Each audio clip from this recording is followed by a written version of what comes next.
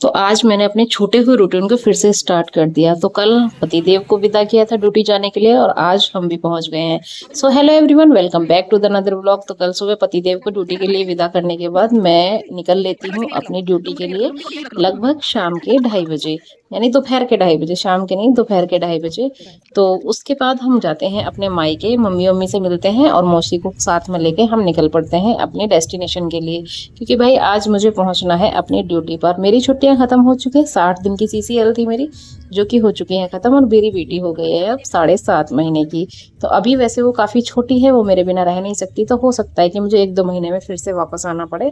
क्योंकि अभी डिपेंड करता है कि ये कैसे कैसे ड्यूटी में एडजस्ट करने देगी या कैसे मेरे साथ एडजस्ट करेगी वहाँ पर।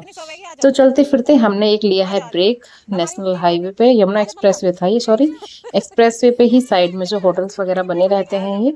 तो हाँ, एक ब्रेक लिया है हमने, क्योंकि भाई मौसी को हो रही थी वॉमिटिंग बहुत ज़्यादा, क्योंकि इनको गाड़ी में दिक्कत होती है बैठने में। साथ में इनकी तबीयत भी थोड़ी ख़राब थी। तो मैं और हमारा परिवार सब, दीदी हमें छोड़ने जा रही है तो सब निकल के आ जाते हैं हम बाहर। यहाँ पे हम लेते हैं एक टी ब्रेक, लेकिन ये टी ब्रेक हमारा कन्वर्ट हो जाता है डिनर में। हमने मतलब पहुँचते पहुँचते यहाँ तक हमें बज गए थे लगभग शाम के 5। तो जो चीज़ अवेलेबल थी वो चीज़ हमने ऑर्डर कर ली है, क्योंकि भाई सभी भूखे थे, सबको भूख लग गई थी, क्योंकि गाड़ी में बैठे बैठे कुछ ज़्यादा ही भूख लगती है, मुझे ऐसा महसूस होता है। बाकी यहाँ का इंटीरियर काफ़ी अट्रैक्टिव था, मुझे बहुत अच्छा लगा। यहाँ पे मेरी बेटी है और ये भी कह रही थी ऐसा है मेरे लिए भी कुछ मंगवा लो। मौसी के लिए मंगवाई थी चाय, क्योंकि इनको थोड़ी सी टाइफाइड की दिक्कत थी, तो इन्होंने कुछ बाहर का खाया नहीं था। और यहाँ बिना मतलब की बाज रही है लड़ाई, ये है जो छोटे बहन भैया होते हैं ना, उनकी शायद मेमोरी है ये, देख लीजिए आप, याद कर लो, आपके साथ भी ऐसा ही होता होगा। तो ये दोनों बहन भाई जब तक यहाँ लड़ते हैं तब तक जिया जी ने चाय ला के दे दी थी, और फिर हमारे लिए जो हमने ऑर्डर किया था वो।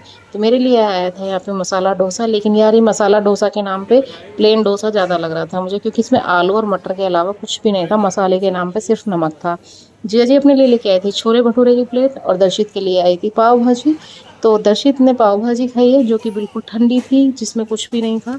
मतलब यमुना एक्सप्रेस वे पे आपके साथ एक ऐसा हो जाता है, ऑप्शन नहीं होता। तो जब ऑप्शन नहीं होता ना, तो भाई जो अवेलेबल होता है उसी से पेट भरना पड़ता है। तो हम खा पी के निकल लेते हैं, और बाहर की तरफ हमें मिल जाता है स्वीट कॉर्न वाला। तो स्वीट कॉर्न हमने लिए थे, ये अंदर ही था, मतलब एंट्री गेट के पास ही था। तो जब हम एग्जिट करते हैं तो बाहर हमारा मन आ गया स्वीट कॉर्न पे, क्योंकि वहाँ सब कुछ फीका फीका ठंडा ठंडा सा था। तो इन्होंने बढ़िया से मसालेदार स्वीट कॉर्न बनाए, और जो कि चेक भी कराए थे हमें पहले, जो कि बढ़िया बन रहे थे, टेस्टी बन रहे थे, तो बहुत अच्छे लगे हमें। इन खाते खाते पहुंच जाते हैं अपने शहर में। और अपने शहर में एंट्री से हमें अभी तक मतलब घर तक पहुंचने में काफ़ी टाइम लगने वाला था, क्योंकि अभी तो हम यमुना एक्सप्रेस वे पे थे, और जब हम इससे नीचे जाएंगे तो हमें काफ़ी मिलने वाला था जाम, क्योंकि जो कि मैप में दिखाई दे रहा था।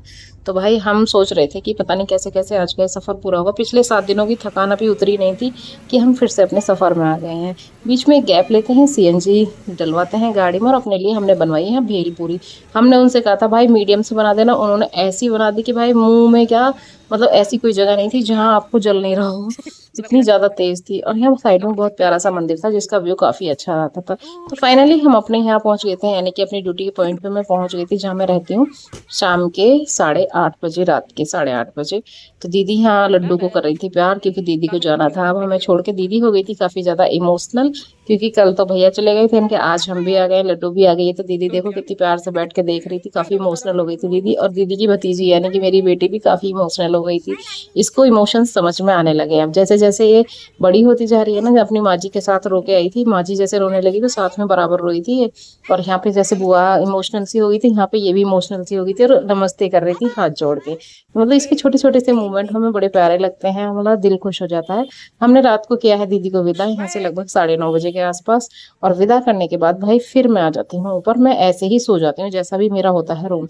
सुबह उठ के मैंने फिर कर दिया है भाई अपने रूटीन की स्टार्टिंग, क्योंकि जो मैंने डे 68 पे छोड़ा था, छोड़ा इसलिए था क्योंकि भाई हम गए थे घूमने, और 7 दिन हम घूमने में निकाल दिए हैं, तो वहां पे हमारा कुछ रूटीन फॉलो हो नहीं पाया। बाकी पुराने कपड़ों में और अब के कपड़ों में आपको कुछ तो डिफरेंस नजर आ ही रहा होगा, क्योंकि आप देख सकते हो बहुत अच्छे से। पहले जब मैंने एक्सरसाइज स्टार्ट करी थी तब मेरी बॉडी काफी ज्यादा फैली हुई थी, जो कि मुझे महसूस होती है।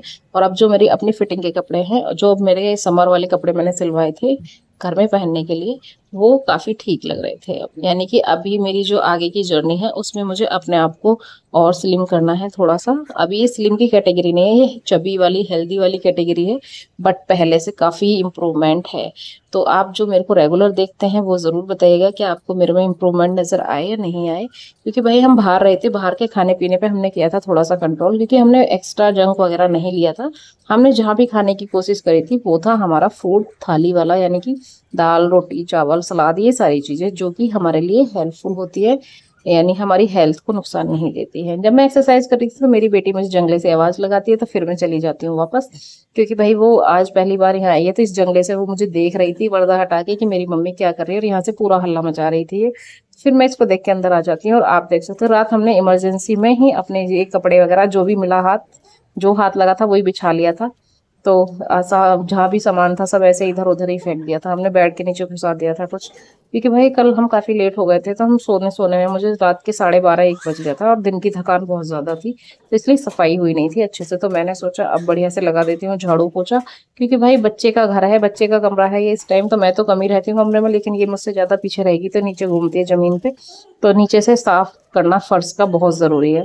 यहाँ पे काफी गर्मी सी महसूस हो रही है हमें, कंपैरिजन टू अपने वाले घर के। यानी कि हमारे यहाँ पे इतनी गर्मी ज्यादा नहीं थी अभी, और यहाँ मुझे काफी गर्मी लग रही है। सुबह की आप देख सकते हो 6 बजे वाली धूप है, जो कि आपको मिरर में से दिखाई दे रही होगी। तो ये मेरी जो बेटी है ना, ये आजकल इतनी शैतान हो गई है कि इसको अगर आप 1 मिनट भी अकेला छोड़ दो तो ऊपर से नीचे पटक जाएगी ये। और ऐसे इसके साथ होता रहता है, लेकिन हम इसको बचाते रहते हैं। ये बहुत शरारतें करने लगी है आजकल। तो यहाँ पे मैं करने लग रही थी साफ सफाई, और आप देख सकते हो बहुत अच्छे से कि मेरी जो दिनचर्या थी वो अब बिल्कुल होने वाली है विपरीत। क्योंकि भाई घर पे काटी है हमने मजे की, बच्चे के साथ अपने खाओ पियो मस्त सो जाओ, लेकिन यहाँ पे ड्यूटी भी है, बच्चा भी है, बहुत सारे मल्टीटास्क हैं, अपने ऊपर भी ध्यान देना है। तो इसलिए अब देखते हैं कैसे कैसे मैनेज करेंगे। साफ सफाई कर दी थी रूम की, और उसके बाद मैंने लगाया है इसमें पोछा बढ़िया तरीके से, एक एक कोने में पोछा लगाते लगाते मैंने सोच रही थी, मगर भाई ड्यूटी का भी टाइम होने वाला है, क्योंकि आज इसको साफ करने में ही मुझे 2 घंटे लग गए थे कमरे को। काफी ज्यादा से मैं इसमें लगी हुई थी, लेकिन 2 घंटे की क्लिप थोड़ी ना लगा पाएंगे इसमें। फिर मैंने अपना जो फोल्डिंग थे और उसको भी खोल लिया था, क्योंकि उधर की तरफ आ जाती है जब धूप, तो एक कॉर्नर में डाल दिया था मैंने, यहाँ पे आसानी रहेगी बेटी के लिए, और यहाँ पे वो लेट लेगी तो अच्छे से। तो आप देख सकते हो रूम मेरा हो गया था थोड़ा थोड़ा ठीक ठाक सा, थोड़ा थोड़ा। फिर मैंने करी है मालिश अपनी लड्डू की, क्योंकि मुझे ड्यूटी जाने से पहले उसको मालिश करनी पड़ती है। पड़ती नहीं है, जरूरत है उस टाइम उसको मालिश करने की, क्योंकि भाई ड्यूटी तो जिंदगी भर चलेगी लेकिन ये टाइम वापस नहीं आएगा।